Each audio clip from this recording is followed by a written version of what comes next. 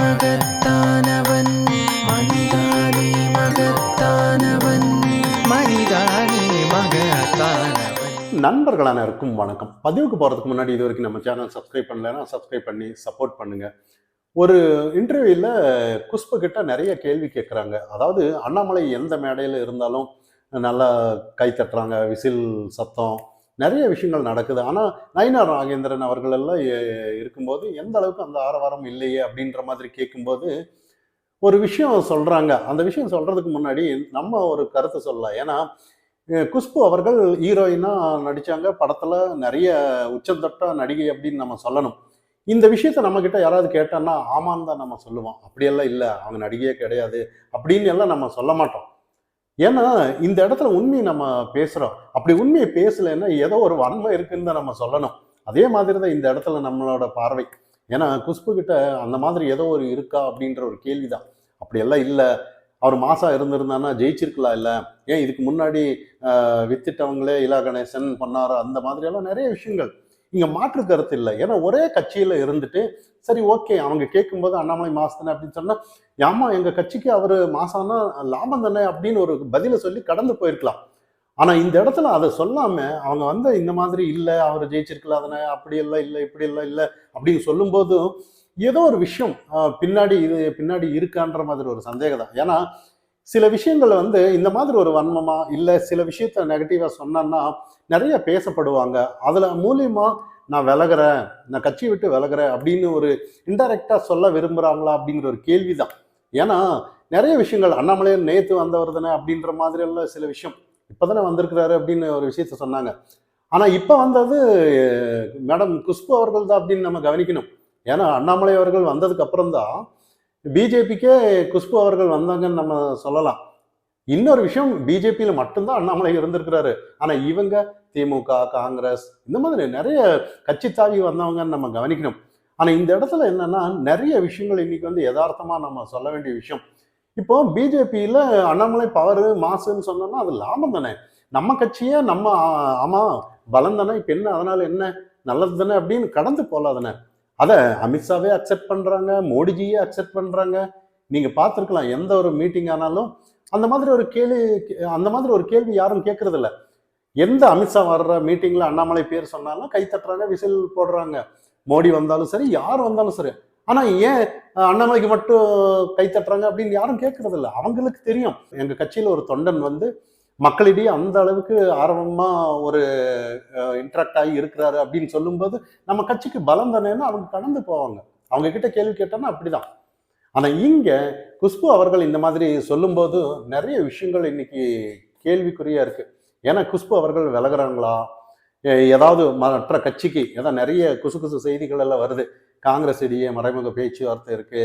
ஏன்னா நிறைய விஷயங்கள் இன்னைக்கு நியூஸ்ல பார்க்கலாம்.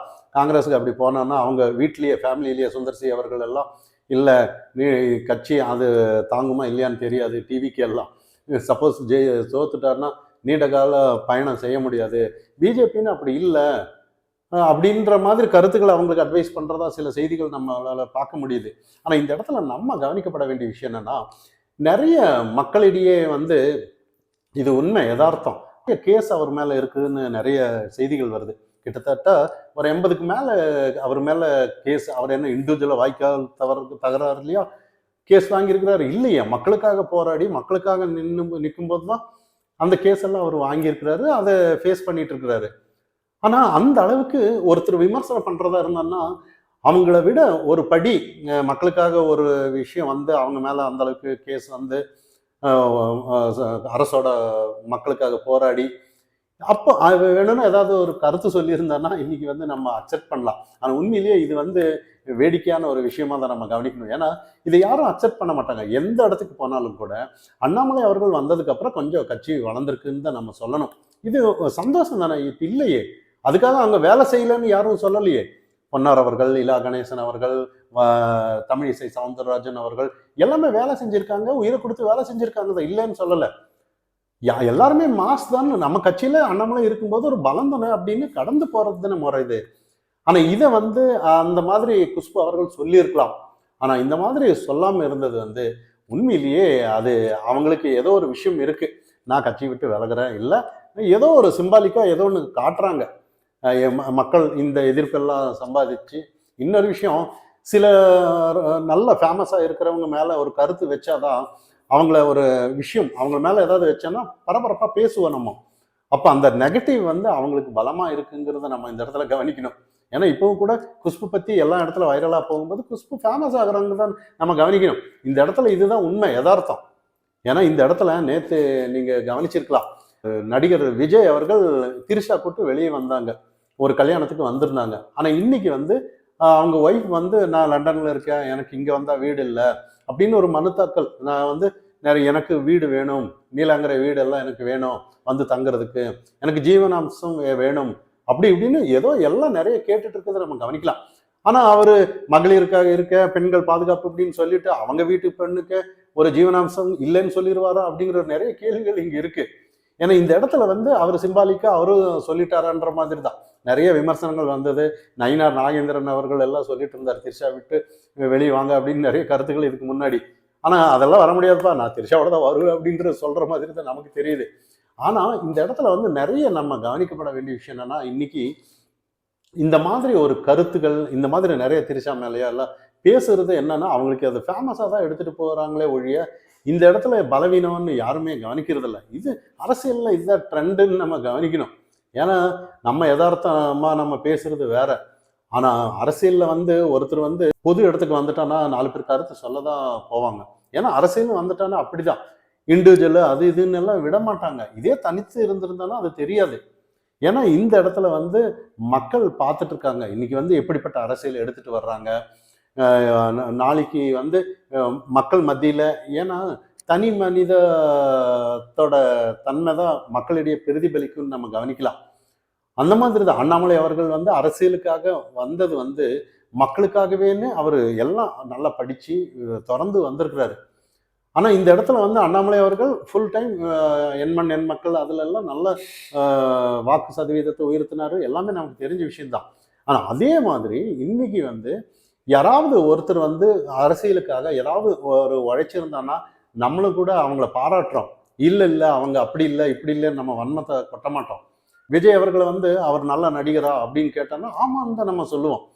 மாற்றுக்கருத்து 1000 இருந்தாலும் அவர் சினிமாவில் உச்சங்கட்டம் தான் நம்ம சொல்லுவோமே ஒழிய அவங்கள வந்து இல்லை இல்லை அப்படின்னு சொன்னோம்னா நம்ம ஏதோ ஒரு வன்மை இருக்கு அப்படின்ற மாதிரி தான் நம்ம கவனிக்கணும். இந்த இடத்துல வந்து அரசியலுக்காக பேசுறவங்க வந்து ஏதோ ஒரு நெகட்டிவிட்டி ஏதாவது ஒன்று பேசினானா அது ஃபேமஸ் ஆகலாங்கிறத நம்ம பார்வை. இப்பவும் கூட இன்னைக்கு அண்ணாமலை அவர்கள் பத்தி குஷ்பு அவர்கள் சொன்னது வந்து இதுக்கு அப்புறமா அவங்க நீடிப்பாங்களா?